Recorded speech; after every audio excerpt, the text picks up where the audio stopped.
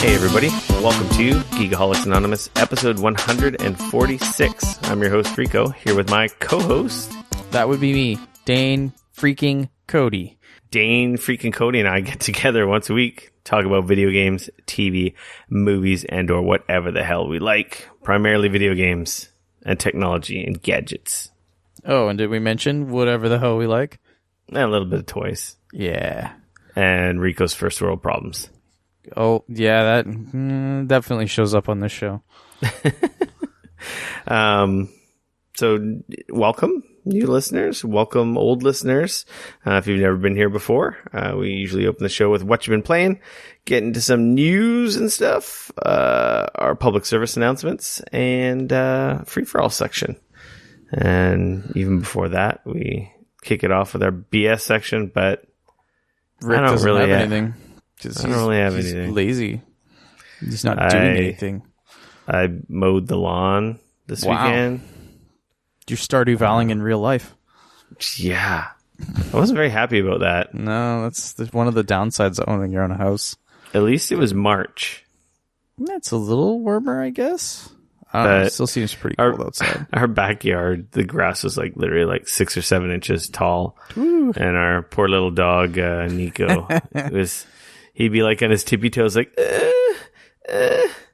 the grass is like over his belly, and he's just was having such a hard time. And I felt so bad for him. I'm like, okay, I guess it's time to cut that shit. No, fair enough.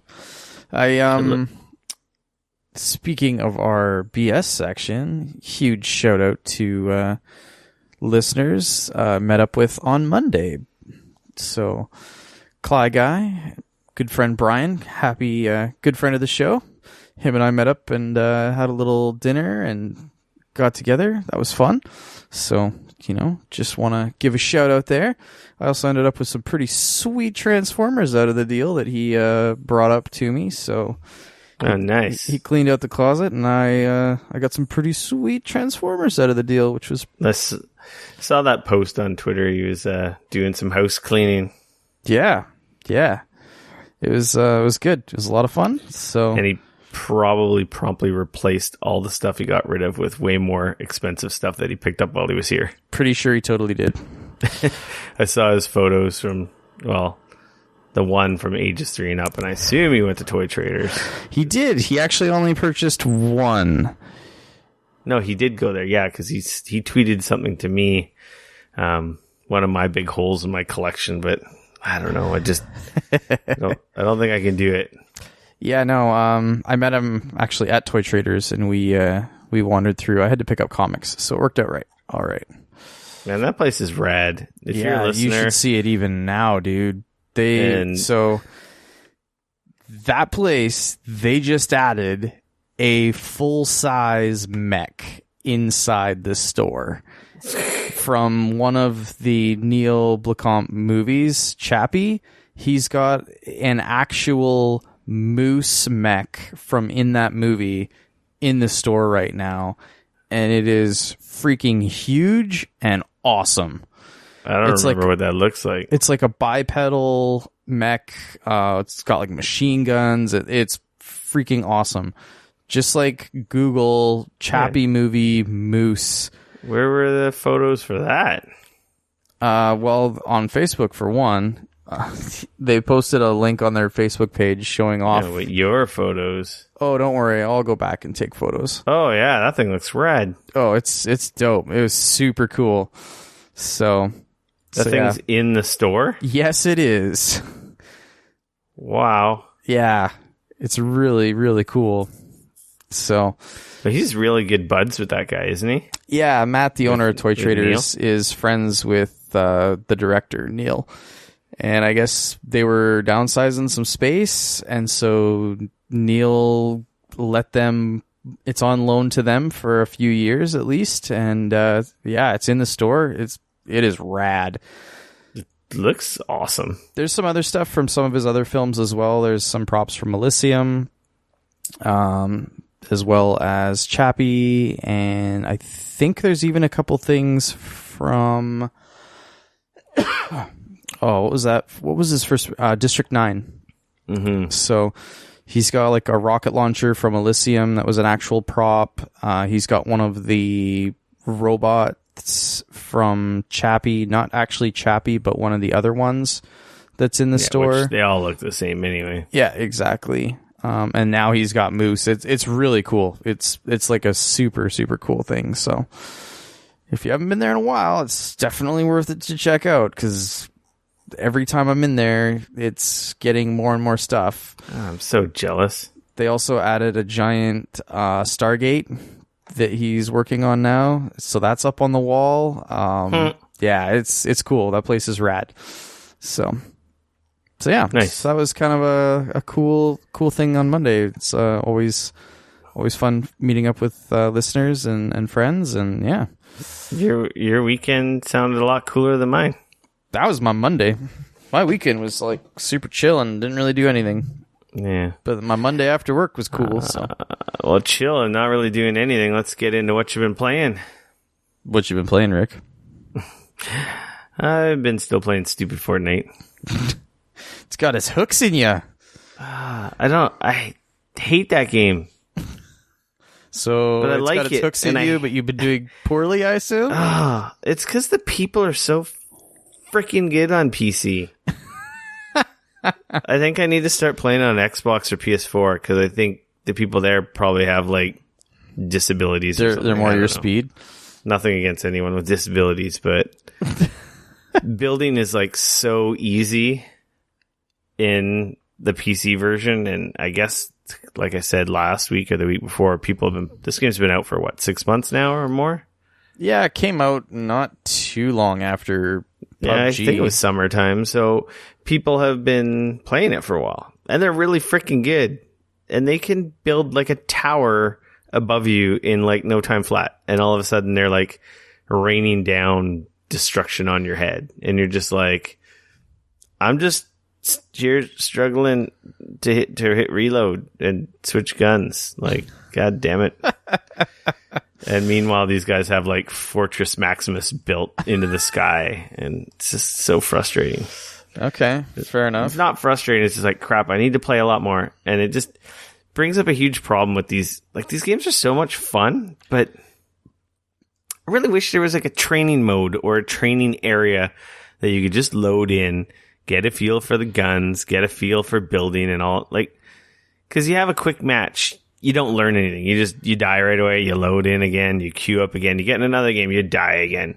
You didn't build anything, you didn't shoot anything, so you're not getting better. Right. You're just cannon fodder. So it's... I do want to say, Rick, that it sounds to me, I know what you need to do. You just need to get good. I need to get good. Get good. GITGUD. Exactly. Get good. I'm trying to get good. The most I've been able to kill is 2 people, and I've come in second a couple times, but the people that are in first are... They've built Fortress Maximus, and they've kicked your ass? Yeah, but I want to keep playing this stupid game. But I'm getting so angry at the same time. I was playing with Trevor one day, and his wife was home bugging him while we were playing, and I was getting so angry. It's like, quit talking to your husband. I need his attention. We're losing. I was getting so frustrated. Oh, that's funny.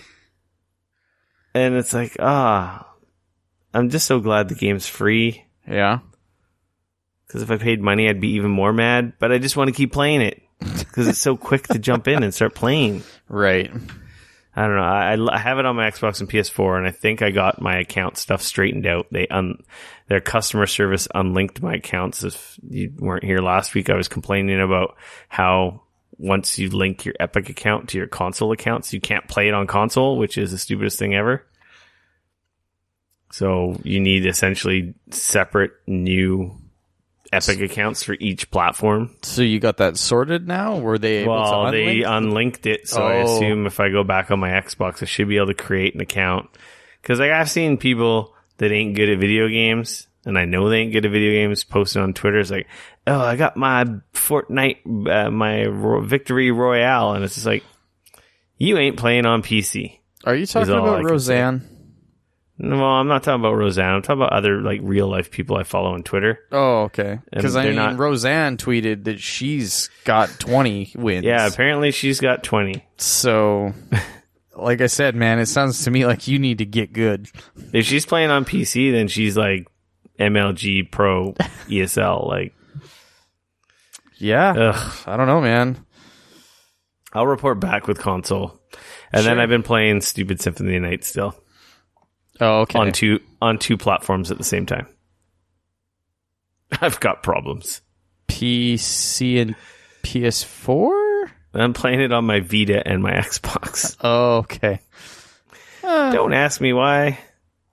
I started playing it on Xbox, and then I realized I unlocked all the achievements, and I'm like, oh, well, should I keep playing it here? And I'm like, oh, I have it on Vita, and then I can just take it with me. So, like, in one day, I've caught up to where I was on the Xbox. And I'm in the inverted castle. I think I'm like 3/4 of the way through the game on both consoles. Damn, Skippy. And I don't know why I know I'm playing because I love it. But It's a real good game. I need to just... it's an old game.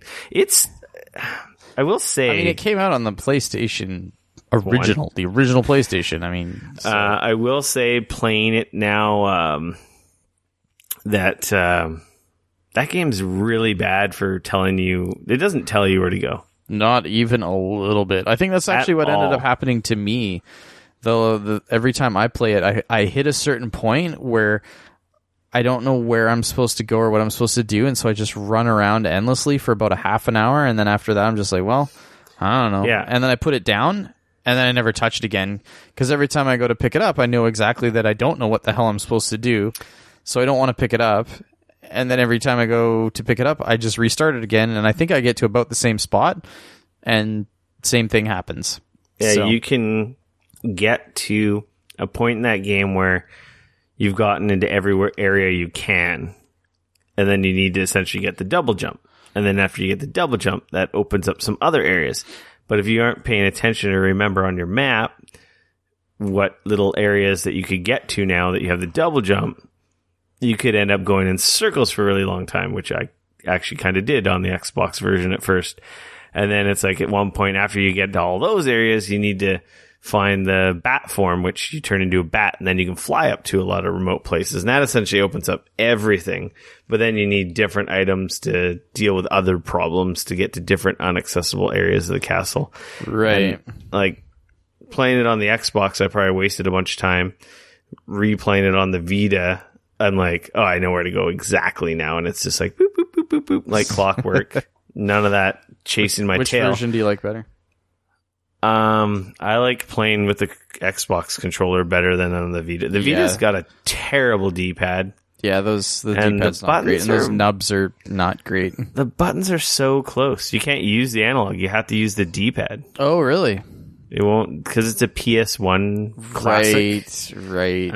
The analog doesn't work. You can't. That was can't even even. because that came out. That game came out before they even had the DualShock, Yep. didn't it?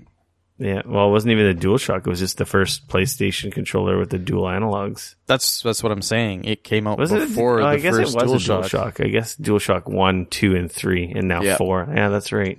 So Yeah, because the first controller just had the D-pad with the shoulder buttons and the face buttons. yeah, it didn't even have analog sticks, That's right. and they bolted the analog sticks on halfway through the PlayStation's life cycle. Yeah, so it plays nicer on the Xbox. There's like no loading time. It actually chops up on the Vita. Really? Like, once, I don't know if it's some kind of like loading, so it kind of like stutters a bit. Not often, but I'm like, ugh. It does look nice on the Vita screen though, because it's like so pixely, razor sharp, old school pixels. Yeah. So I do like that. It's like that pixel density on a smaller screen like that. Yeah, it looks pretty. It looks, to be honest, I think it looks better on the Vita than it does on the Xbox One on my giant TV. Yeah, I can see that actually. But anyway, they're still both rad. Yeah. And I don't know what I'm doing with my life. Sounds like you're playing some pretty awesome video games. I want to play Monster Hunter, but it's like last time I was like, I just felt so overwhelmed, and I'm like, I need more than 2 hours. I need like a 6-hour stint Yeah. to really get a nice chunk in. that's I have problems with games that I feel that way about as well. Like The Witcher 3 is kind of one of those games where I feel like I need a big block of time to like sit down and really play. And when I don't have that, I see it sitting there and I'm like, ooh, I should play that. And then I'm like, I don't have 6 hours right now. I only have like an hour maybe. And it's like, I don't want to get into that. And like, I want to get immersed and like, yeah, you want to get that big chunk in so that when you leave, you're like, oh, I need more. Yeah, totally. I need more. Because then that's what carries you through playing it like a fiend all the way through, right? Oh, absolutely. And I'm just thinking I might probably end up getting it on PC when it comes out. So it is a 100-hour game. So it's like, do I want to just wait? Do I want to burn out on it now and then? Yeah. I'm like, I might just wait for the PC version. Yeah, I could see that. Fair enough. Because my brother-in-law seems pretty interested that he might get it. And I'm super then we have on the Far fence. Cry 5 in a couple weeks here. Yeah, that's coming up quick. Huge on my radar. Yeah, that's coming up quick for sure. Then we'll have God of War in April, not long after. Oh, that I'm very excited about. That game looks rad. And then there's a couple, then stuff starts picking up. And then then we're freaking back at E3 again. I've launched Destiny and been like, went to Xur, bought some stuff, and like, okay, I'm good. They have the Iron Banner. I don't even care. I'm just like, yeah, I've super fallen off of that right now. I'm just like, I'd like to do the raid, but again, I don't have the time. Yep. I need like 6 hours straight. I need to have people that either carry me through it, like our clan that me and Teacup joined. Yeah. Do it. Like they do it every week. So wow. So there's people playing it, and I'm sure they'd carry us through, but it's just like I'd have to put the time in to learn some of the stuff that happens. Yeah, I'm not raid ready either, but man, even back when I was playing it a lot more, I don't know. It's that time. It's that huge amount of time. Yeah. You're still plugging away at Tomb Raider? Yeah, man. Rise of the Tomb Raider. I am like freaking loving that game. It is incredible. I wish I wouldn't have waited as long as I did to play it. But it's good that I did, I think, because now I told you it was good. You didn't listen to me. No, I knew it was good. And like I said, I'd purchased it a while ago, but I try not to have too many big third-person action-type games going at the same time, or I find I burn myself out of that style of game. So, like, I know I had, obviously, like, I finished the last one. Like, I finished just Tomb Raider.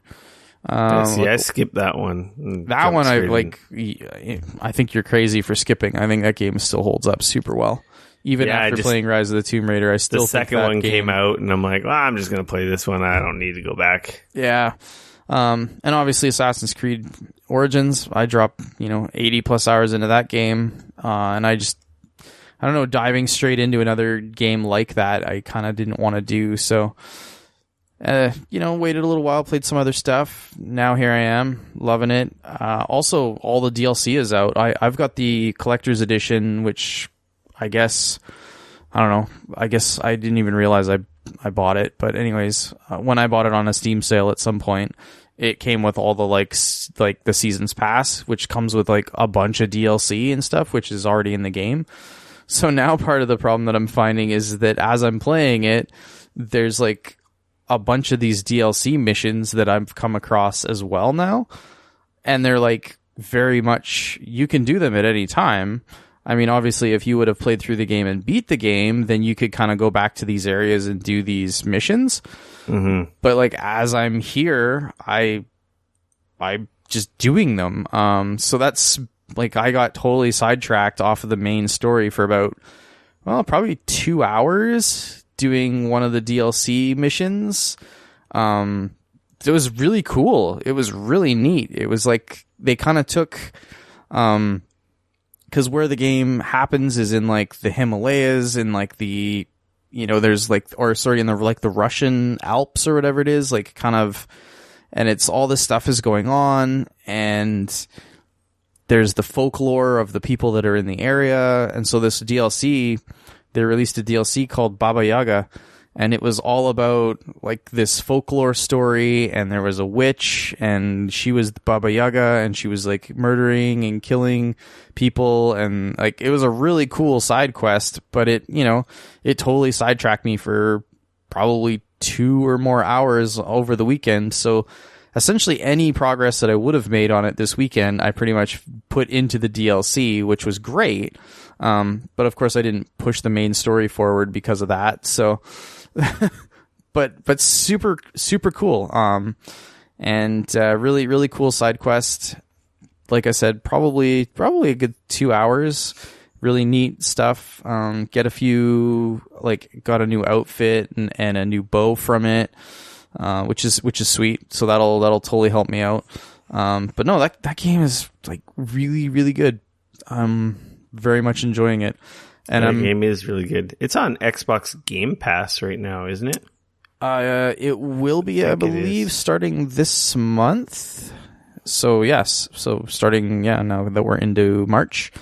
It's on Game Pass now, and I would say very easily worth the $10 or whatever it is. I have it on Xbox, but I feel like it was on. Was it on PSN?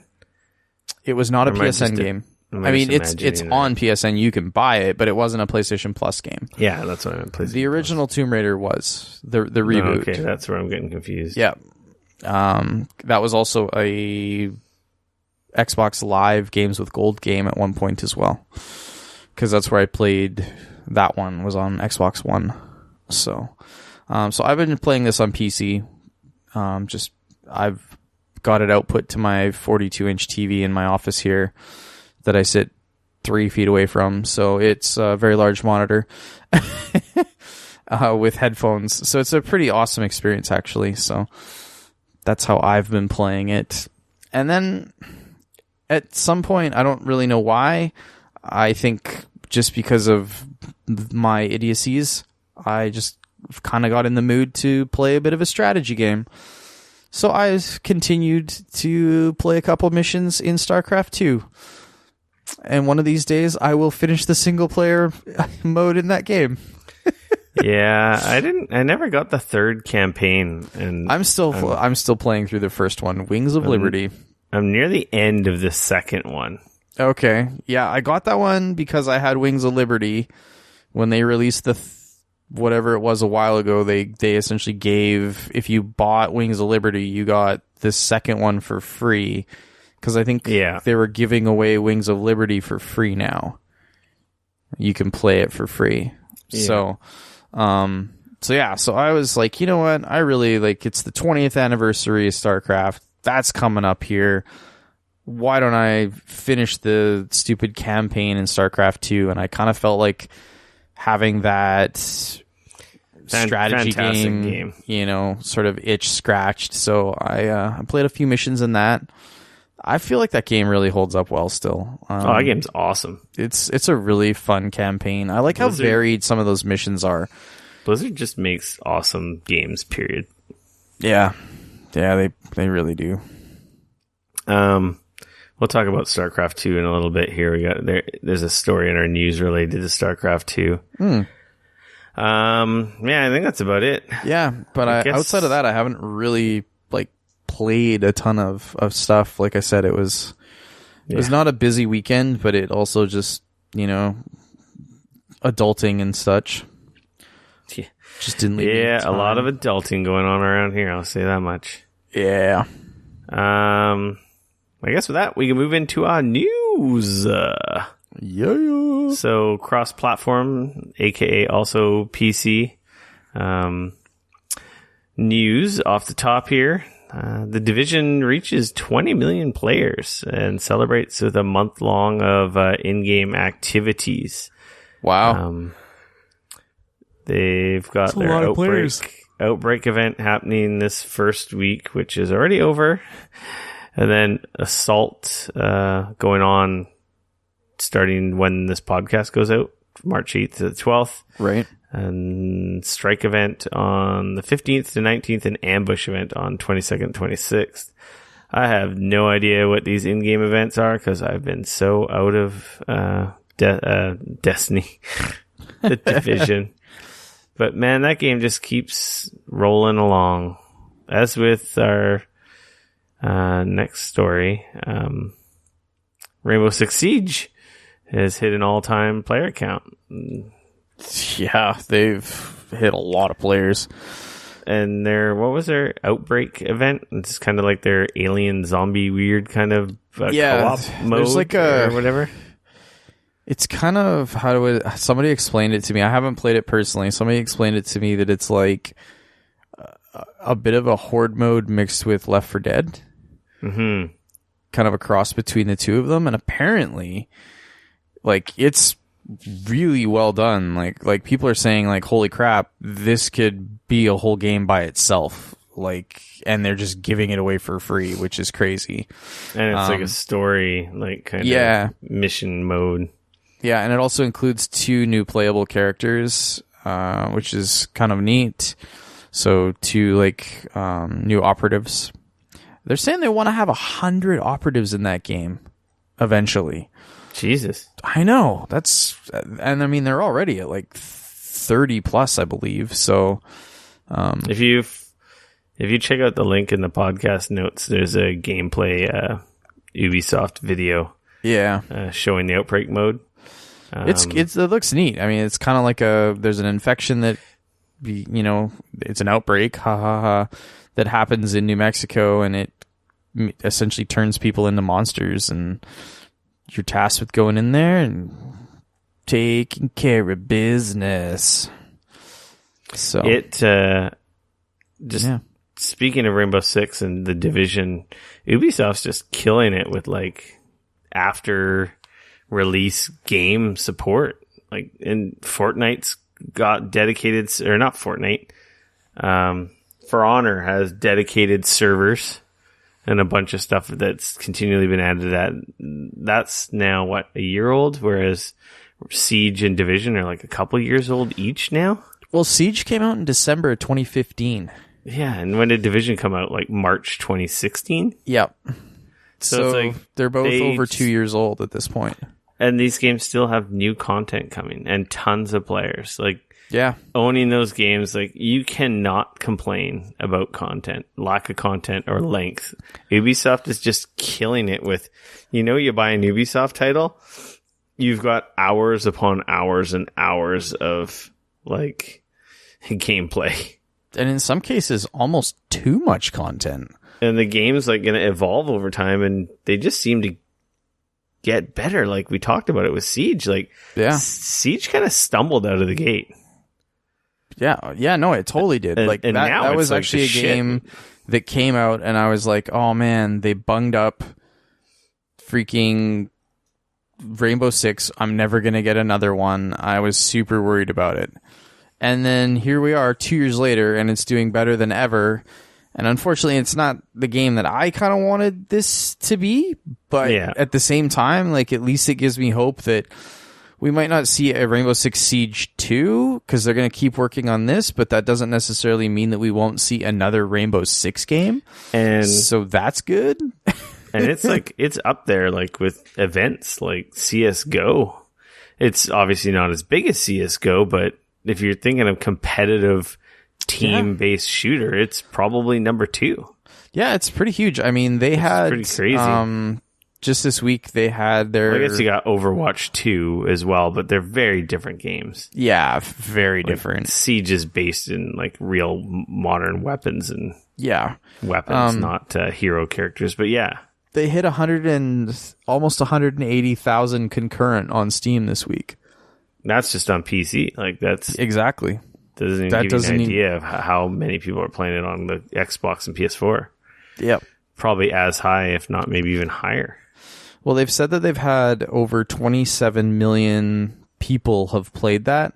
So I don't know how many of those are like trial accounts that didn't turn into full accounts, but still, the fact that they've had that many people touch and play this game is crazy. It's just too many damn games that keep like hovering over the buying the starter edition. I'm like, no, I don't have time. I can't do it.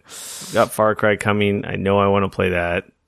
Siege is great, but it just, Yeah. I don't think it's for me, and I don't need to rope anyone else into it. Well, now that it's out, I also do want to point out that all the original 8 characters, as well as all the weapons and stuff that you used to have to unlock, all that stuff's already unlocked now whenever you buy it. Yeah. So, which is pretty cool. That's super helpful. So, saves you a ton of time and gets you kind of going along with all that stuff. So, Yeah.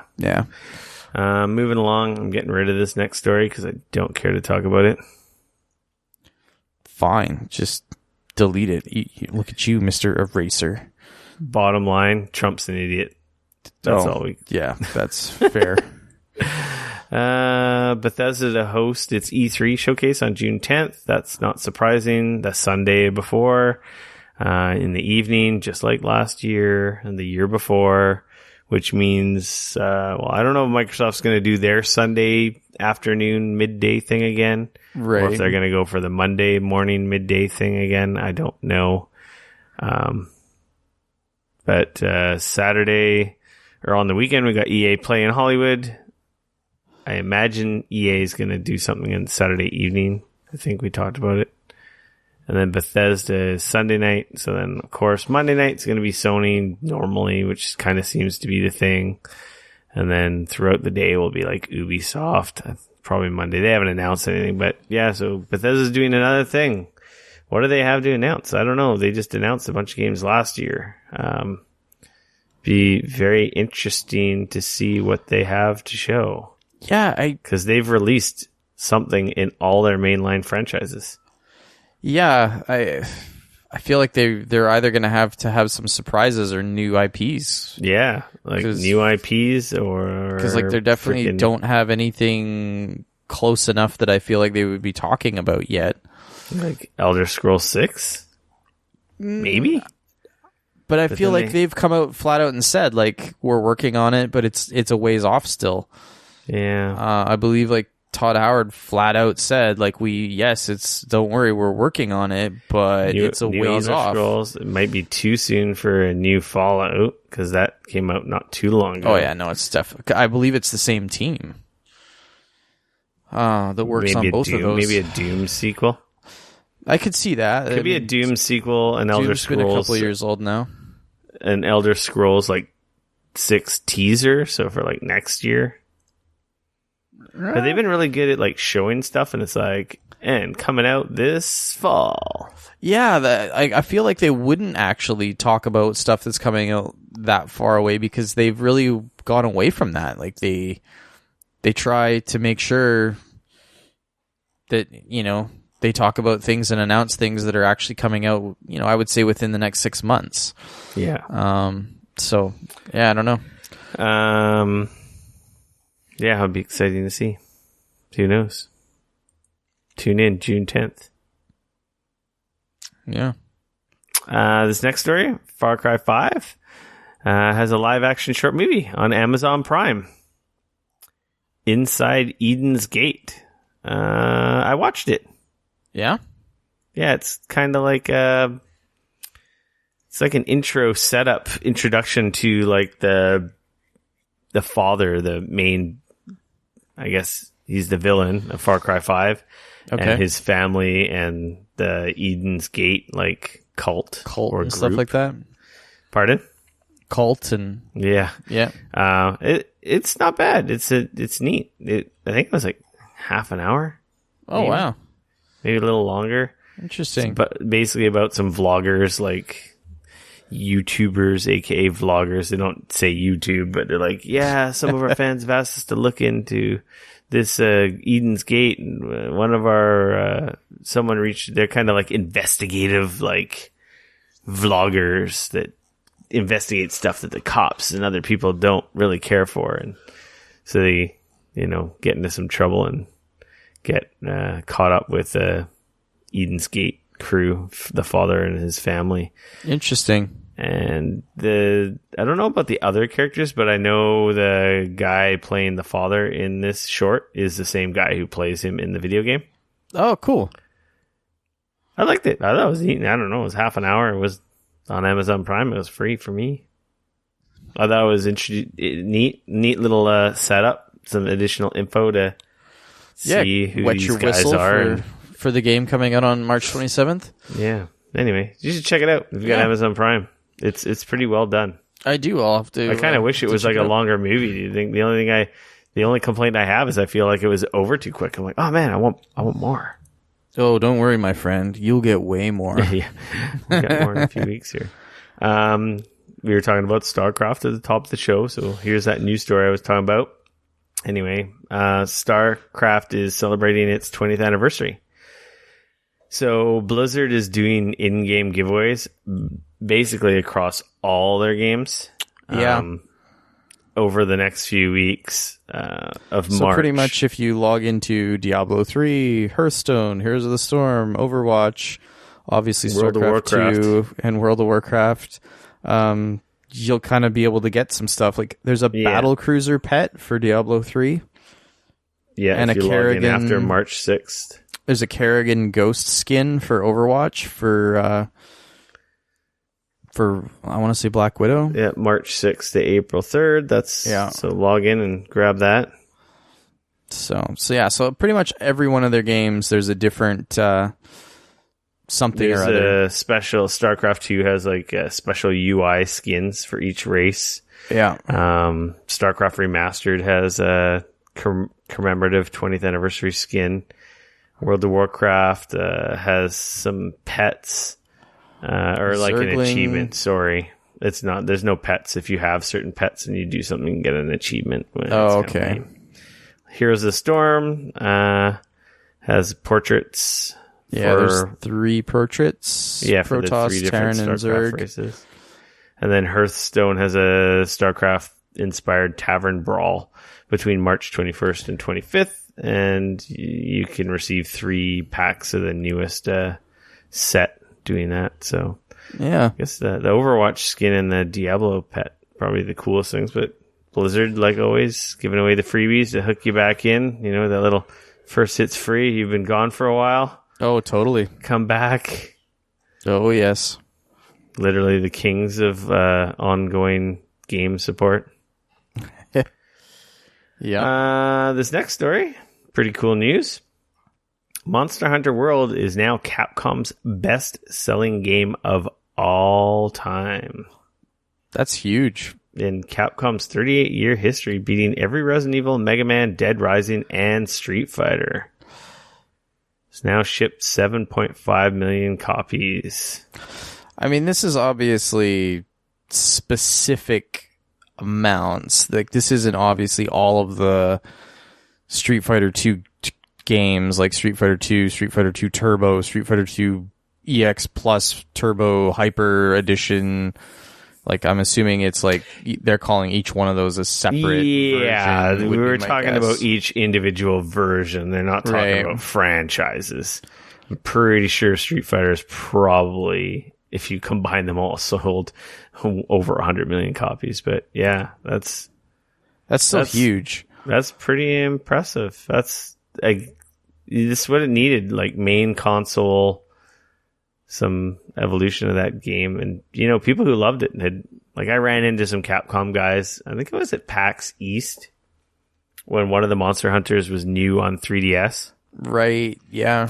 And they're like, have you ever played it? And I'm like, nah. I'm like, I hear it's great, but it just seems like it's pretty tough and time consuming. Like, oh man, you gotta play it. And they're like, it's so good once you can. And I'm like, yeah, no. And I just really wasn't up for a 3DS game of that depth. Yeah. But yeah, you know, I loved it. I love World. I gotta get back to it. Yeah, I mean, you have to at least finish the story mode.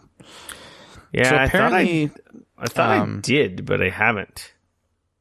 Apparently, franchise sales of the Monster Hunter franchise across all of their games, which, I mean, I do want to preface this by saying that the original game came out on the PlayStation 2.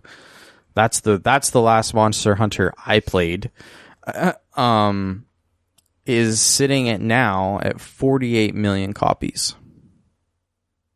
That's a big franchise. there's a pretty good chance that this is probably going to as a franchise, this is probably going to break 50 million copies by the end of the year. Yeah. I mean, it still has to launch on PC. Doubt it. Oh, yeah, when it comes on PC, for sure. Yeah. So. Next story. Witcher. Geralt. How do you say it? Geralt, the main guy from The Witcher. The main character. Is going to be appearing in another game this year. It was teased by a studio or a community manager from CD Projekt Red. He's like, what if, Geralt was to step out of The Witcher what do you guys think about that? And anyway, people have kind of put together that it's most likely, they said he is going to be in another game that's not a Witcher game. Right. Everyone's pretty much figured that it's got to be Soul Calibur 6, which kind of makes sense. That'd be kind of awesome, actually. That would be pretty awesome. So nothing official yet, but speculation across the interwebs is that it's Soul Calibur 6. That would actually work really well in Soul Calibur. He's got weapons, which is Soul Calibur. 2 different swords. He's got kind of like a magical thing going on. Like, yeah, no, that'd be cool. Funny story. Oculus Rift headsets reportedly stopped working across the globe today. Yep. Apparently a little bit of an oversight. The Oculus client failed to initialize because their security certificate basically expired today. Somebody forgot to renew a security certificate. And it hasn't been fixed yet. They're working on it. You can go to their Twitter and their webpage, their forums, and I'm sure they'll fix it quite quickly. But anyway, if you have a Rift right now, apparently it's a really cool paperweight. Yeah. Apparently it's going to be a bit of a challenging thing to fix because apparently this certificate being expired allows or stops them from being able to push out updates to their updater because, hey, security. So that'll be interesting. Goddamn. So Oculus. Yeah. So hopefully, good job, guys. Yeah. I don't know. Like I said, at some point, somebody, I don't know, didn't get the message in the mail that said, "Hey, your certificate is going to expire on this date." I don't know. As an IT professional, I find this amusing, but if you're an Oculus Rift owner, I could imagine that it's very frustrating because they just don't work. So, they have said they are working on it, but we have no idea right now as to how long it's going to take or when they will be sorted. So, yeah, good job, guys. Yeah. I don't know how many Oculus Rifts are out there anyway right now that people would be too upset about it. I don't know. I'm pretty sure there is. But Jeff Gertzman on Twitter had a pretty good point when he said preventing users from launching the Oculus software on every PC in the world seems like a really weird way for Oculus to pitch its whole no PC required VR headset. But then again, I've never really understood how all this marketing shit is supposed to work. That's so, you remember Dead Cells? Yeah, you were really into that game for a little while. Yeah, except for I kind of stopped because they announced the console version's coming and I kind of want to play it on Switch. Did they announce the Switch version? Yeah, it's coming to all consoles, PS4, Switch, and Xbox. They didn't say, they said in 2018. Okay. Anyway, they just issued their final big content update before leaving early access. Right. So I assume when they leave early access, there'll be one more big update as it becomes a 1.0. Right. No update on when it's coming to the consoles, like a more specific time, but that game's great. I gotta check out what's new in this version. Fair enough. There's a video with an update blog from the devs. That game's dope. I just wish I had it on my Switch. probably pick that up for one of my consoles. I got it on PC. I got it on sale. Speaking of awesome, and I just want to throw it out here before I forget, which is pretty dope news, and that is that Battle Chasers Night War has been approved for release on the Switch by Nintendo. So, and they are currently working on the final step. Right? That was actually a couple of days ago. Or yesterday morning. And they're working on the final step, so they don't have an official release date yet, but it is in fact coming soon. It's been approved by Nintendo, so it is literally just a matter of that happening, which makes me very excited. That is cool. Because that game is fucking rad, and I cannot wait for that to be on the Switch. Yeah, no doubt. So yeah, because then I can finish it. I can play through it and I can finish it. I've been holding off for so long.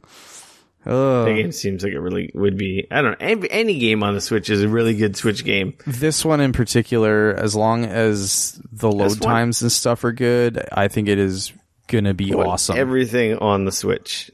And or I want like a remote play client for Xbox and PlayStation on the Switch.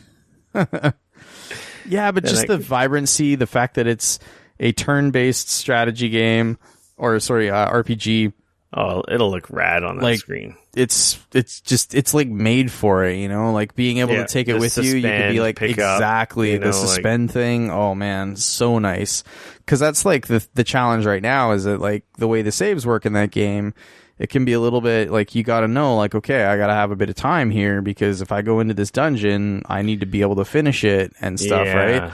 So being able to have it on the Switch, take it with you for one, which is dope. And two, yeah, like you said, pause it, stick it into sleep mode, come back to it later. Like that's rad. Like that's the exact reason why I'm playing Symphony of the Night on my Vita.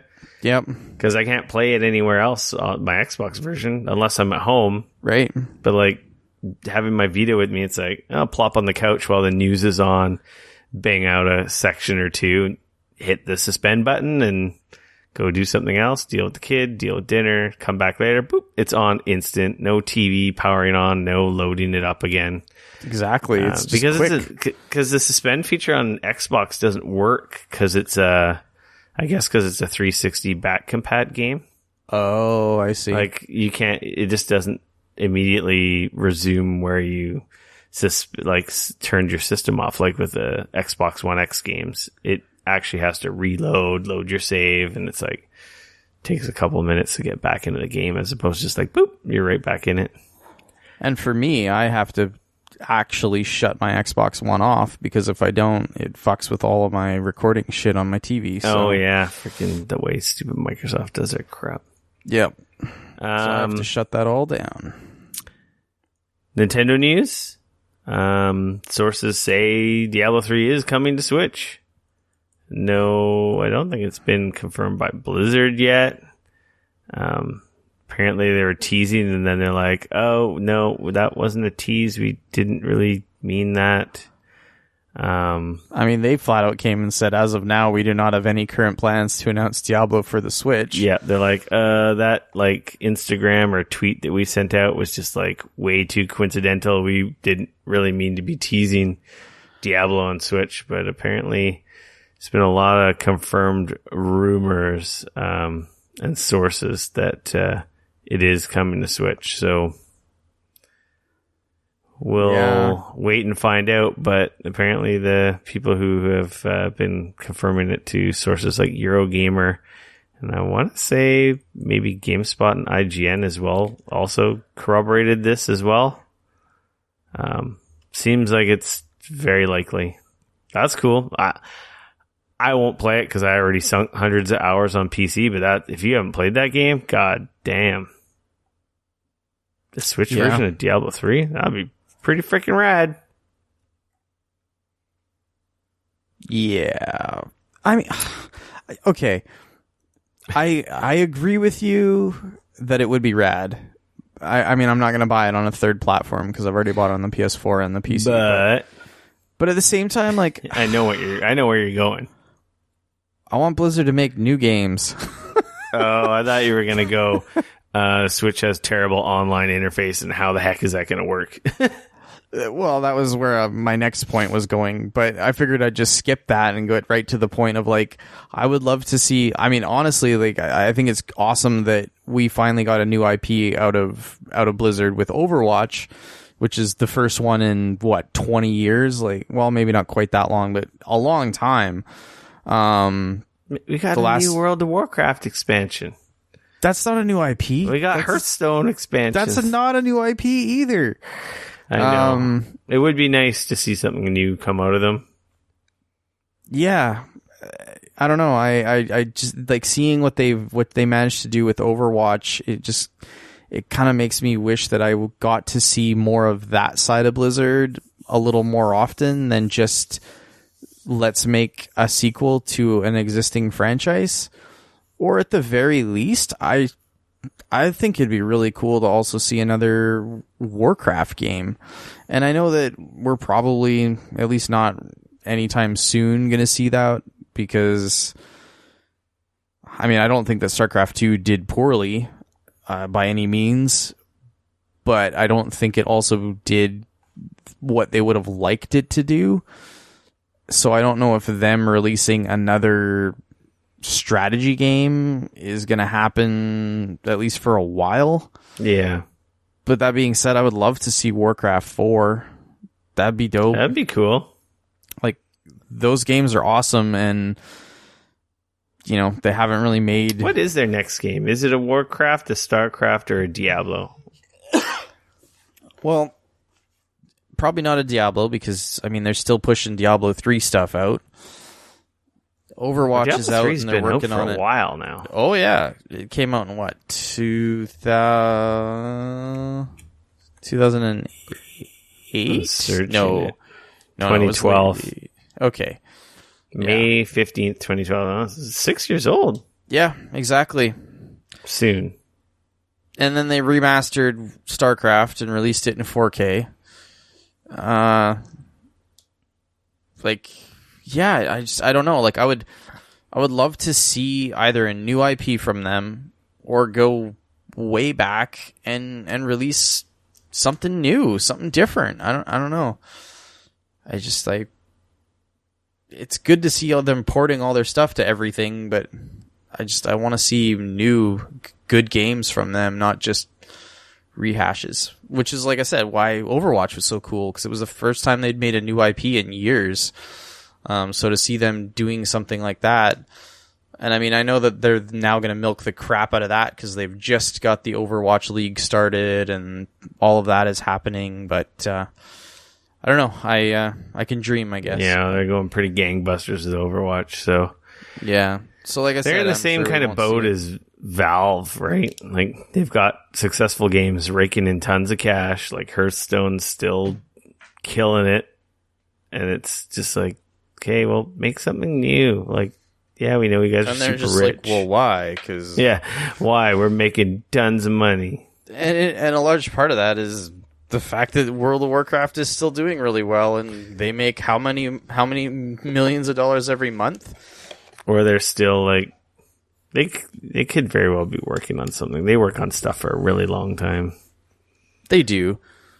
Who knows? Maybe we'll find out at BlizzCon. Be working on something at this point, right? But maybe we'll find out at BlizzCon this winter. Here's hoping. Yeah. That's all. That's my point.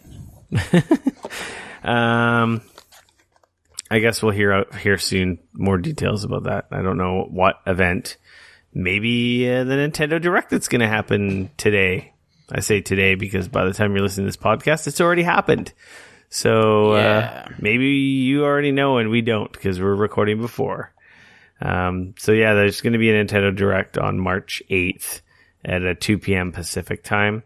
Half an hour. We'll feature this is the tweet from Nintendo directly.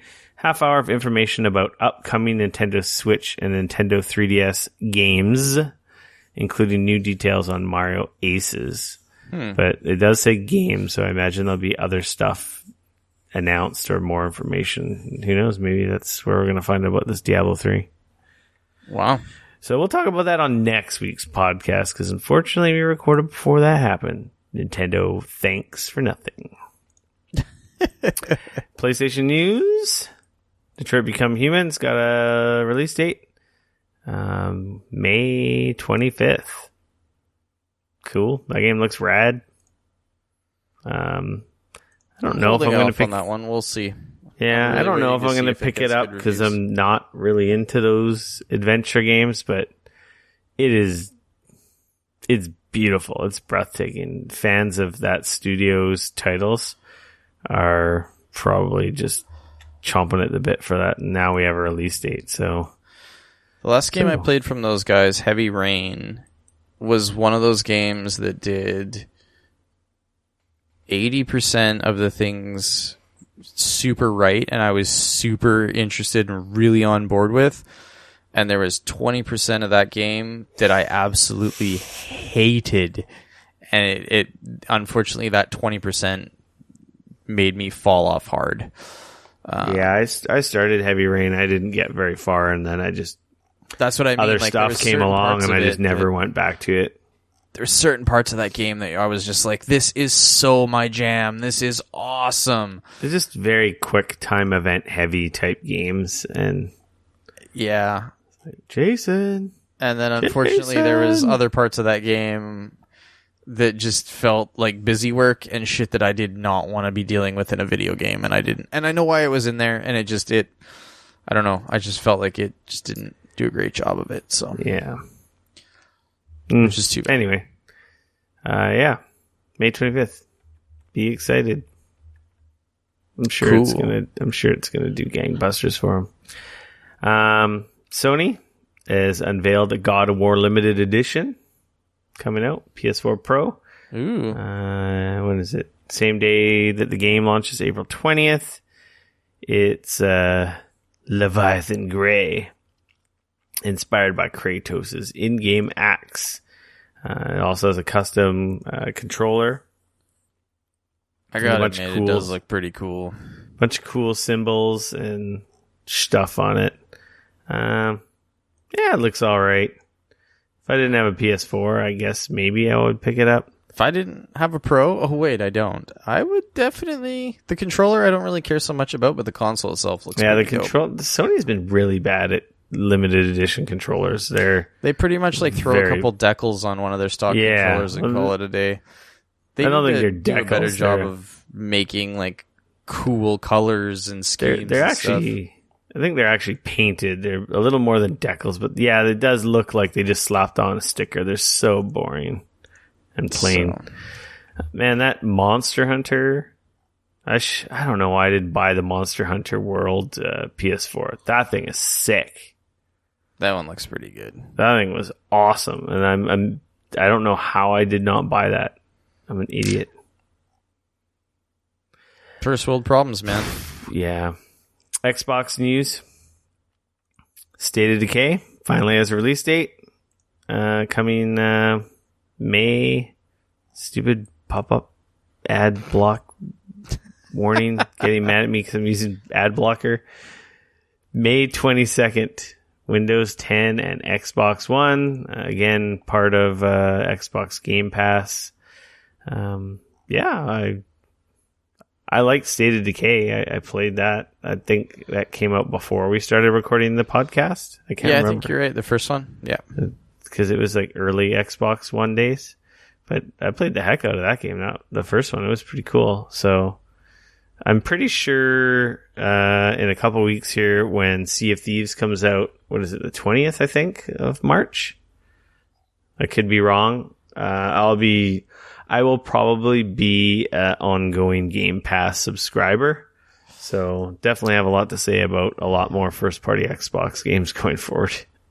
I am also going to be probably jumping on the Game Pass. Just, like, why not, right? $10. Yeah, well, I mean, it's a great way to play a lot of those games. And especially Sea of Thieves. I mean, I could see whether or not it's worth picking up or whatever. Yeah, like I haven't been playing any of the betas of Sea of Thieves because it's like, nah, I just don't want to lose all the progress. I'll just wait until the real thing is out. Yeah. That's it for news, my friend. Public service announcements. We talked about it last week. by the time this podcast comes out, Jessica Jones season 2 will be out on Netflix. Yeah. And other news related to Marvel, Avengers Infinity War is moved up a week. It is now coming out on April 27th as opposed to May 4th. Oh, that's pretty cool. Yeah, I guess they want to give some more room to Solo or some other Disney movie that's coming out. Yeah, probably. Anyway. Hey, yeah, that's cool. Works out well for me, man. I just me and the wife actually on the weekend watched Civil War again. Oh, because so after good. watching Black Panther, my wife was very confused on something there. Do you mean something at the very end? Yes. Yeah, my wife was also quite confused about that. She couldn't put a connection as to why that happened. I'm like, yeah, at the end of Civil War, you don't remember that? And she's like, nope. Yeah. But we also wanted to watch it because obviously it's like the closest Avengers movie that's essentially going to lead into Infinity War a bit. And like, man, I forgot how bad off the Avengers were at the end of that. They're not in happy times at the end of that movie. No. It's going to be interesting to see how they kind of clean up that mess. Yeah. Yeah. Well, and I mean, the crazy thing was that wasn't even an Avengers movie. That was Captain America Civil War, right? Yeah. But obviously, big world-ending baddie kind of has to get them to throw their grudges aside. But like, oh yeah, they're really mad at each other. They like beat the shit out of each other. Oh yeah. Well, there's a lot of like hurt people and a lot of bad things that happen there. I mean, I get it. That was it was a cool movie. That is such a good movie. Moving such along. A good movie. Free for all. I don't have any other public service announcements. Do you? No. Go. You know what? I'm gonna go finish watching The Punisher. You putz. Yeah. Seriously, that shit's so good. That's what I was saying. It's perfect timing. I just finished The Punisher. Now Jessica Jones 2. I'm like, perfect timing. That's the thing is, I was talking about it a couple weeks ago. Is like I really have to choose. Like, am I watching TV or am I playing video games? Yeah, I hear that. I want to play video games.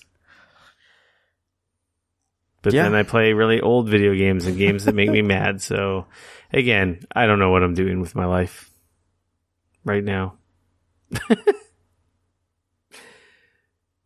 Free for all section. I found a cool app. Yeah? And which app would that be? Remember how I was bitching a month or two ago and kind of calling out Xbox like, what the hell? Why don't you guys have like a streaming app for our Mac? Because PlayStation has remote play. So, I can be at work. I mean, in the living room or at home streaming PS4 games to my MacBook Air using a DualShock 4, getting very awesome frame rates and like literally no latency, feeling like I'm playing natively on my Mac, my PS4 collection. Right. I can also do it through Steam. So I can play some of my PC games. Last week we spoke about GeForce Now, which essentially opens it up to even more titles that aren't just Steam titles. Okay. And not necessarily streaming from my PC, streaming from a super high-end cloud PC, which is pretty rad. The one piece of the puzzle that was missing that basically allows me to play any and all my games on the road is the Xbox, because I don't have a Windows 10 laptop. Right. This is a non-issue if you have a Windows 10 laptop. I was going to say, there's one easy way around this, But you can only stream at home. Yeah, that's true.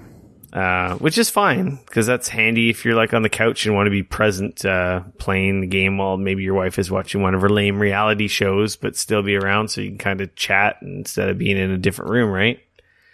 I found this app. I don't know how. I think I was just magically did a search for Xbox app on Mac, and the story came up on Engadget literally less than a week ago, maybe a week ago now. Right. OneCast app was released for Mac, and it does exactly that. It lets you stream your Xbox to your Mac. So how does it work, Rico? Does it work well? Yeah, it works great. I was using it in the living room playing my Xbox. It comes with a 2-week trial. It's $10 if you actually want to buy it. Okay. Is it a one-time purchase, or is it one of those things where you gotta it's just a one-time purchase. And you can play over the internet, though I have to set up like port forwarding and some IP stuff on my router to make it work. So I haven't had a chance to test how it works, but I imagine it works as good as the other ones do for me, right? Having fiber at home and high-speed internet at my other location where I sometimes take part in games. PS4 and the other stuff works dope, so I imagine this would work well too. And it has very high quality settings, so if you're in home, I don't know what resolution it streams in. I want to say it's 1080. But yeah, it's great, and it had no hiccups when I was doing it at home. I really want to have time to set it up to try it over the internet. The only problem is having the time to do all that port forwarding and nonsense. It's like, ugh. Oh, yeah. That can be fun. They have a FAQ and all the information on what you have to set up. But yeah, it's kind of cool. So for anyone out there with a MacBook Air, a crappy Mac, who just want to play your Xbox games at home, that does that right out of the box. And you can do it over the internet with some extra coddling. That's cool. Loving. That's really cool. I don't have much to say about this next thing. I bought a Tello. I think that's how you pronounce it. What's a Tello? It's a DJ. It's not a DJI drone. It's resold by them. It's made by I want to say, what's the company's name? Shizen? Yeah, Shizen Tech. It's technically a DJI Tello. Pardon? It shows up as a DJI Tello. Yeah, it's in their store. They sell it. It's just manufactured by another company. It's $99, $100 US, free shipping. It's a little small drone. I'd say the closest thing it resembles is the DJI Spark. Okay. It uses an app on your phone. It's got DJI Flight Tech. It's compatible with VR headset compatibility for FPV flying, controller capability. I don't know if it does gestures or not. It'll launch out of your hand. It does a bunch of stunts. Has camera. Does all kinds of cool recording video. It's got image stabilization.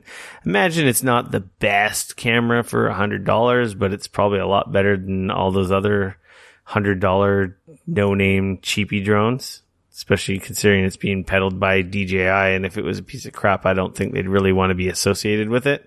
Yeah.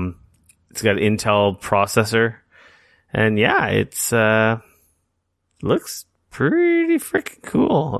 It's got, positioning system for hovering, low battery protection. It will land safely even if you lose connection. It even has like 720p with video image stabilization. So it even has like a whole learn and create it uses it's programmable with Scratch. It's an MIT developed coding system. So it's got an SDK, and you can basically create your own accessories and visual programming and teach it some new tricks. So I'm sure there's going to be some pretty cool sites that pop up or groups that pop up. Yeah, got a range of 100 meters. That's kind of neat. 2 kilometers if you get the controller, which is pretty rad. Anyway, I don't have it yet. It looks cool. It just shipped, so hopefully I'll have it by next podcast.